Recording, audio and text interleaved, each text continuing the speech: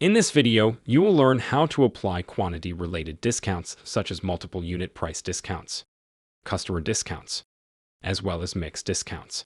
Please note that configuring each of these discounts needs to be done in Business Central, which will be covered in one of the later videos. Multiple units price discount will allow you to apply discounts that will be item-specific and tied to a certain quantity. To do this, add one of the items for which you have set this previously.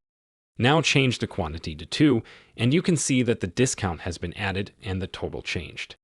Multiple tiers of discounts can be added for a single product, so if you would change the quantity to 5, the discount percentage would be further increased.